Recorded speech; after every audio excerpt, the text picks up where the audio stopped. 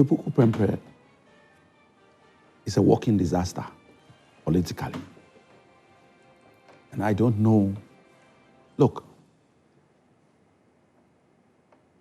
he goes to Menchia. Otumfuo's advice, spot on. He knows in his mind, and I'm not Otumfuo, but that's how I'm seeing it,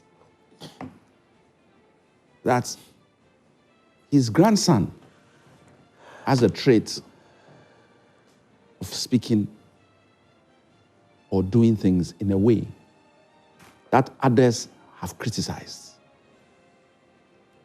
He didn't tell him that your clothes are not nice. He didn't say you speak too fast. He said, they are saying that you are arrogant. I didn't know you like that. So behave in a manner that would dispel all these issues. It means that something was disturbing Otumfuo at that time. And he needed to he didn't call him into a room and tell him.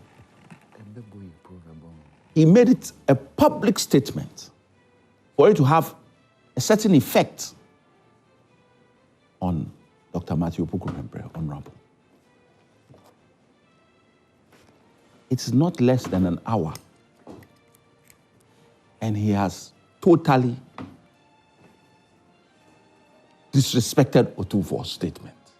Nice. The MPP doesn't see it that way. Let them not see it. The whole Ghana is talking about it. So if MPP people don't want to see it, I don't have a problem. We are going to election. It's the Ghanaians that matter, not just the leadership of MPP. Because there are MPP people who are not happy at all. Wow. Look, what Mathew Prempeh did was to denounce Kufuor in Ashanti region, who is your kinsman, and tell him that indirectly, you didn't do much. Nana Akufo-Addo is a better president than you. That is the net effect of what happened that day. I'm not even going to the Kwame Nkrumah side. I'm leaving that one for Kwame Jantua.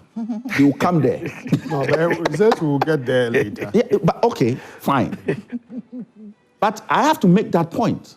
As for the advice, the reason why I've gone there is to emphasize the fact that he made Otumfuo a prophet. I said he didn't talk about anything else. He said, hey, people are saying you are arrogant. Me, I don't know you like that. But don't go and make them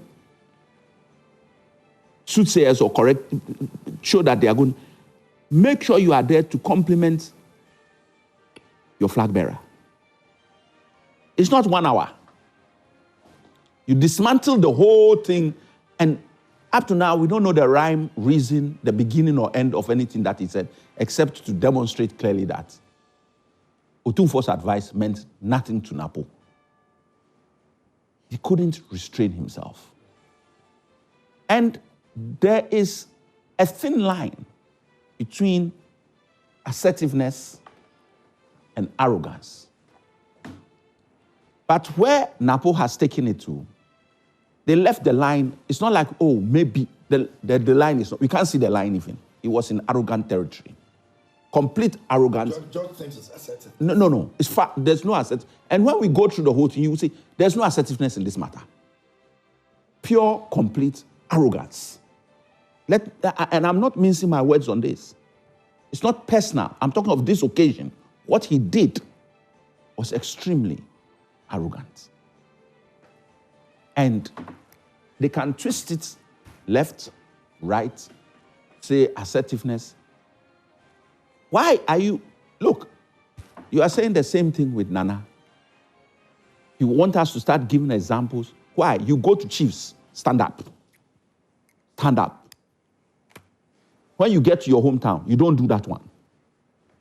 That is arrogance. from our own president. Let us all know it now. So when they were tagging him, they tagged him right, that he's arrogant as well. That is not assertiveness. That is not assertiveness. If you have a problem with a chief, when you meet him in chambers, so your people go and say, hey, when Nana, the president comes, we feel that you should stand up. The chief will tell you whether I'll do it or I'll do it. But don't go and meet him in public and tell him to stand up. When everybody else who has been a president before you never did it, including President Kufuor, has never done that. We've seen pictures of presidents who are kneeling to talk to chiefs. When your vice president was going to this thing, didn't he prostrate in front of his own chief?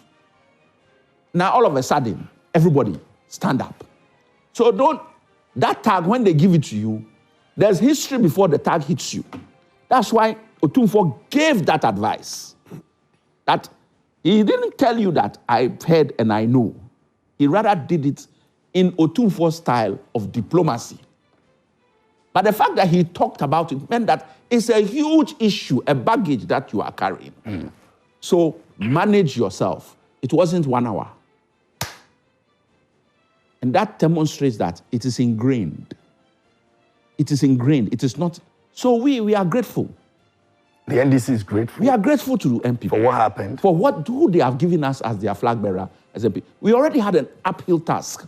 Makes it easier now? It makes it easier, but it is not one that makes you should be complacent about. Because they have traits, both, which demonstrate that they are going to do everything, and I mean everything, to try and ensure that they win elections. It's promised Asante Redding 85% for the NPP. Yeah, because we are all sleeping and we wash our face up. But that's okay. He can that's a achieve that. It's something he cannot achieve. He can say. That I don't have a problem. How he's going to do it is what I have a problem with. They can achieve the 85%. The action he's going to take to do that, then that is where I have my problem. Because history has demonstrated that even killing people is not beyond what we are seeing. 8 people have been killed. Nobody has even apologized in 2020. So when people talk like that, we take it seriously. That you have decided to go down a certain road. And that is our concern. Because these are not moderates in any shape, form, or fashion, as far as we are concerned. They will resort to violence? They have done it in the past, and what says they won't do it this time? Look, people are dead. There's an election.